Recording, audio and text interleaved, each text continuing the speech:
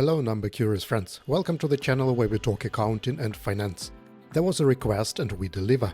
Today we make sense of cryptocurrencies in accounting. You will learn what a crypto asset is, how to classify and measure it under IFRS and US GAAP, the basic journal entries, how to show it in cash flow, and simple controls that keep you safe. By cryptocurrencies here we mean fungible, tradable digital tokens like Bitcoin or Ethereum that live on a blockchain.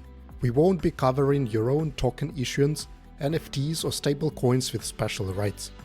Think of these as holding crypto, like you might hold gold or foreign currency. Most operating companies treat crypto as an asset held for investment or treasury, not as cash. Under IFRS, holdings of cryptocurrency are usually intangible assets. If you're a broker trader holding crypto for resale in the ordinary course of business, it can be inventory, measured at fair value less cost to sell. Under US GAAP, today, most common cryptocurrencies that meet scope are measured at fair value with changes in profit and loss. We'll keep this simple and show entries for each case. Let's start with IFRS. First of all, there is no dedicated standard for cryptocurrencies.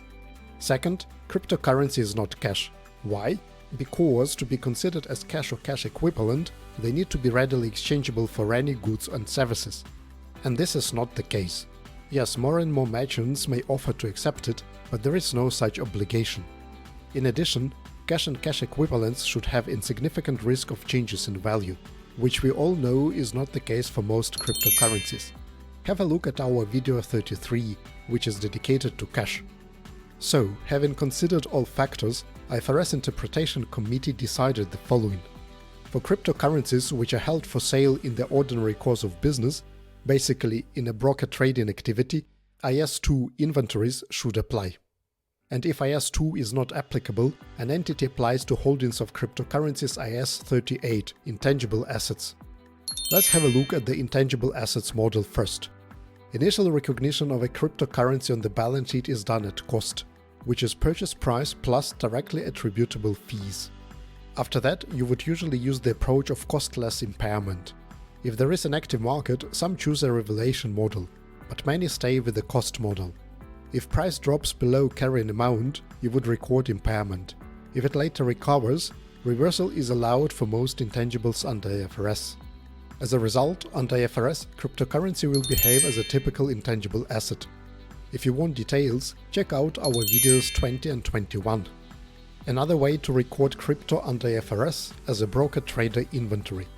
You can record cryptocurrency as inventory only if you are regularly trading it and your goal is to generate profits from these activities.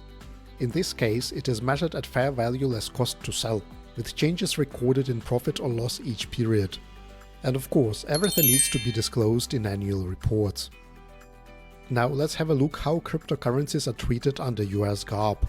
Here, there is a new standard ASU 2023-08, under which, effective 2025, a fair value model for crypto assets should be applied. Crypto is considered an indefinite-lived intangible asset and recognized at fair value at each reporting date, with gains and losses reflected in earnings. And there is no one-way impairment only. Both ups and downs go through P&L.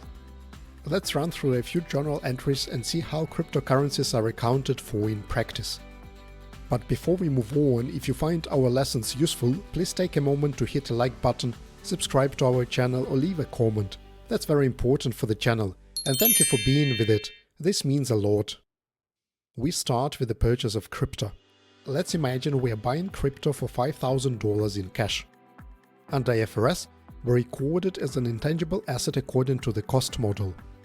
Debit intangible assets cryptocurrency 5,000, credit cash 5,000. Under US GAAP, we use the fair value model, however, initially it is still recognized at cost. Debit crypto assets 5,000, credit cash 5,000. Now, time passes by and we need to revalue our crypto. In accordance with IFRS, if the value went down by 1,000 and impairment is needed, we record. Debit impairment loss 1,000, this goes to the P&L. Credit accumulated impairment 1,000 in the balance sheet, reducing the recorded value of the crypto. If later the value partially recovers, we reverse part of the impairment and record the following. Debit accumulated impairment 500, credit reversal of impairment 500, income in the P&L.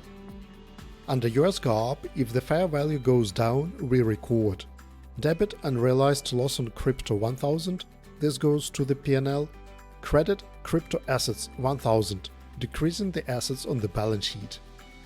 When the value increases by, for example, 2000, we have the following: debit crypto assets 2000, credit unrealized gain on crypto 2000. If, under IFRS, we are a broker trader and record the crypto in inventory and its value goes down, we decrease it to the fair value less cost to sell. Debit loss on remeasurement 2000, P&L, credit inventory cryptocurrency 2000 on the balance sheet. If we sell the crypto, then under IFRS we recognize an intangible asset and record gain or loss. Let's imagine we sell it for $6,000. Debit cash 6,000, credit intangible assets cryptocurrency 5,000, credit gain on disposal 1,000. Under US GAAP, if at the moment of the sale the value changed, the booking will be similar.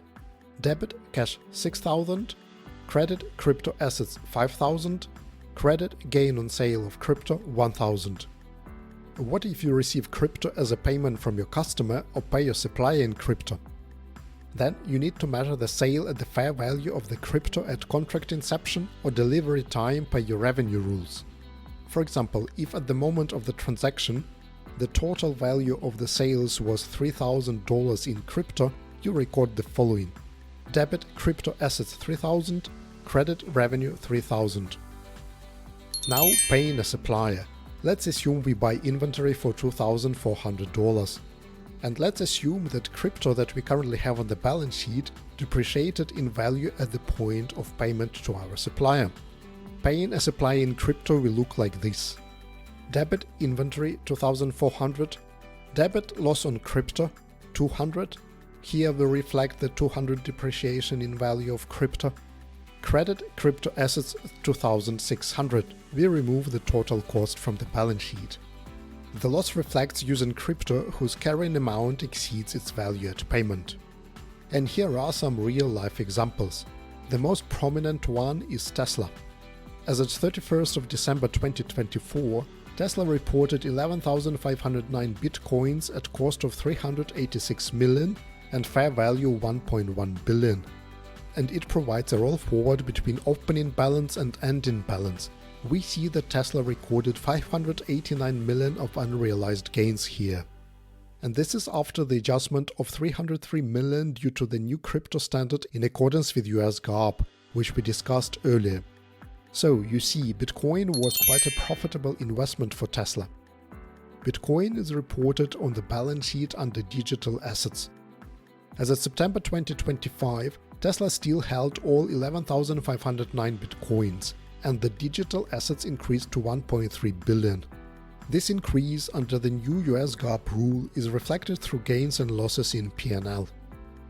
For IFRS, let's have a look at Aker ASA as an example. It discloses investment into cryptocurrency as part of other intangible assets, and it is recognized at cost-less accumulated impairment losses.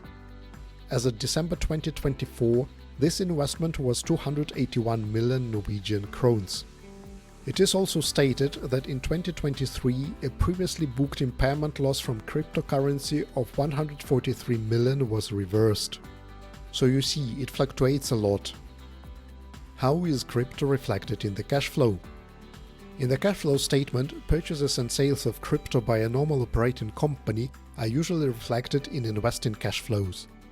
If you're a broker or market maker, they may be operating because trading is your core business.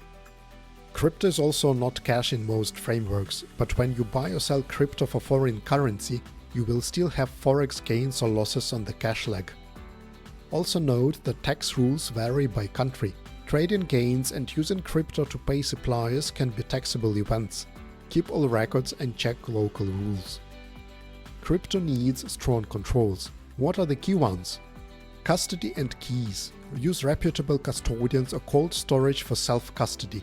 Split key control among trusted roles. Authorization. Use dual approval for transfers and wallet whitelists. Valuation. Define your principal market, closing time, and reliable price sources. Reconciliations. Reconcile on-chain balances and custodian statements to the general ledger regularly. Policies. Set an accounting policy for IFRS versus US GAAP measurement and for cash flow classification. Disclosure. Pay attention to concentration of holdings, restrictions, and any safeguarding obligations. What are the common mistakes and how to quickly fix them? The first and the main one, treating crypto as cash. It is not cash or cash equivalent for accounting. Forgetting impairment under IFRS or fair value updates under US GAAP. Track and update regularly. Mixing broker inventory with investment holdings. Keep separate accounts. No audit trail for wallet movements. Track everything and constantly. Using random exchange prices without a defined principal market. Stick to the reputable and reliable exchanges. In general, fix all of this with a clear policy, daily price sources, and strong custody procedures. So, let's summarize it. Cryptocurrencies on the balance sheets follow clear rules. Under IFRS, they are usually an intangible asset at costless impairment, unless you are a broker trader using fair value less costs to sell and record in inventory. Under US GAAP, it is generally at fair value through profit and loss. Post-clean entries for buys, marks, and disposals.